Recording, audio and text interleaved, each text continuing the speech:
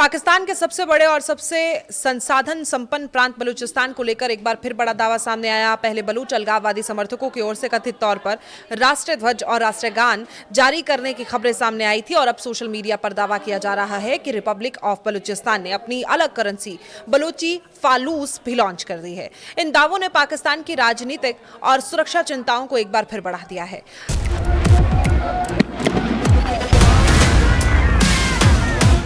हालांकि सबसे बड़ा सवाल यही है कि क्या बलूचिस्तान सचमुच पाकिस्तान से अलग होकर स्वतंत्र देश बनने की दिशा में बढ़ चुका है या फिर ये केवल एक प्रतीकात्मक राजनीतिक अभियान है। दरअसल सोशल मीडिया प्लेटफॉर्म एक्स पर स्वयं बलूचिस्तान का प्रतिनिधि बताने वाले मीर यार बलोच ने दावा किया है कि रिपब्लिक ऑफ बलूचिस्तान अब अस्तित्व में आ चुका है। उनके अनुसार इस नए प्रशासन ने अपना राष्ट्रीय ध्वज, राष्ट्रगान मा चुकेन बलूचानी और नई मुद्रा बलूची फालूस जारी कर दी है और सोशल मीडिया पर वायरल तस्वीरों में इस कथित करेंसी के नोट भी दिखाई दे रहे हैं। कुछ लोगों ने कुछ नोटों पर बलूच नेताओं और मानवाधिकार कार्यकर्ताओं की तस्वीरें दिखाई और इन तस्वीरों के वायरल होने के बाद पाकिस्तान में एक बार फिर बलूचिस्तान को लेकर बहस तेज हो गई है। लेकिन यहां सबसे महत्वपूर्ण बात यह है कि किसी करेंसी का डिजाइन जारी कर देना और उसका आधिकारिक मुद्रा बन जाना दोनों बिल्कुल अलग बातें होती हैं।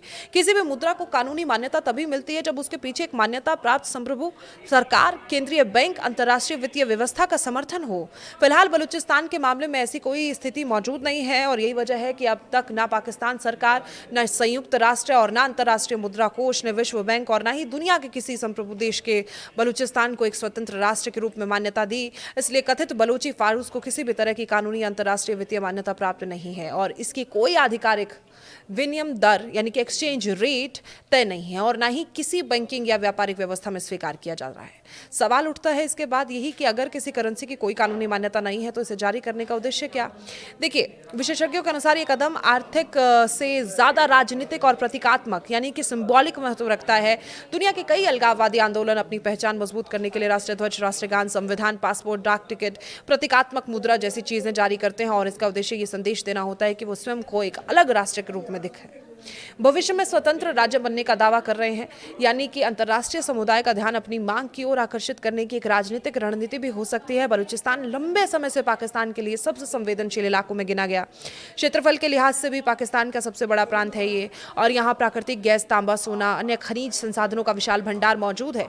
इसके बावजूद भी बलूच राष्ट्रवादी संगठनों का आरोप रहा है कि इस क्षेत्र के संसाधनों का लाभ स्थानीय लोगों को नहीं मिलता और राजनीतिक अधिकारों और आर्थिक हिस्सेदारी की लगातार अनदेखी की जाती है। यही कारण है कि सालों से यहाँ अलगाववादी आंदोलन, सुरक्षा बलों के बीच संघर्ष चलता रहा और हाल ही में वर्षों में बलूचिस्तान से जुड़े कई घटनाक्रम पाकिस्तान के लिए चिंता का कारण बन गए। अलगाववादी संगठनों ने सुरक्षा बलों पर हमले किए, कई बड़े बुनियादी ढांचा परियोजनाओं को निशाना बनाया, समय समय पर स्वतंत्र बलूचिस्तान की मांग की।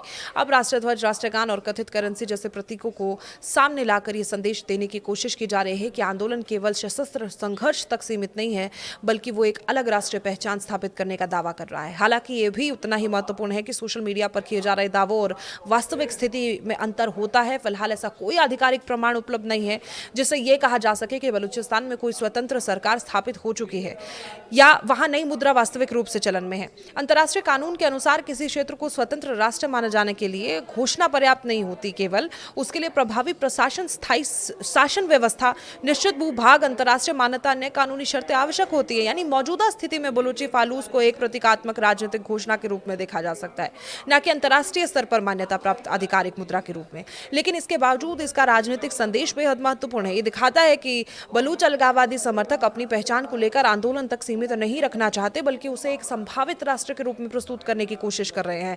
यानी सबसे बड़ा निष्कर्ष यही निकलता है कि फिलहाल बलूचिस्तान की कथित नई करेंसी को किसी देश या अंतर्राष्ट्रीय संस्था की आधिकारिक मान्यता प्राप्त नहीं है, लेकिन राष्ट्रीय ध्वज, राष्ट्रगान और प्रतीकात्मक मुद्रा जैसे कदम ये जरूर संकेत देते हैं अलगाववादी आंदोलन अपनी राजनीतिक पहचान को अधिक संगठित और वैश्विक स्तर पर स्थापित करने की कोशिश कर रहा है और पाकिस्तान के लिए केवल सुरक्षा का नहीं बल्कि राजनीतिक, कूटनीतिक और वैचारिक चुनौती भी बनता जा रहा है। आपकी क्या राय है, कमेंट बॉक्स में जरूर बताएं। फिलहाल के लिए मुझे दीजिए इजाजत। नमस्कार।